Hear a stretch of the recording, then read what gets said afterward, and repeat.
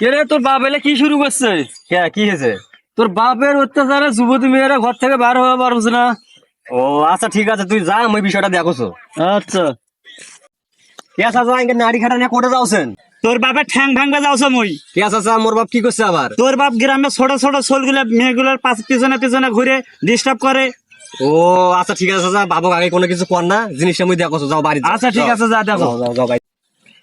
আজকে বাবুক সাইজ করার কথা আছে।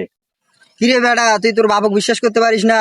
তুই মানুষের কথা শুনে আসে বাবক অবিশ্বাস করিস? সি সি সি সি সি। শালা এখন কার কথা বিশ্বাস করো? যা করার এখন মুখি করা নাকবি, এমার দ্বারা হইবিলাই।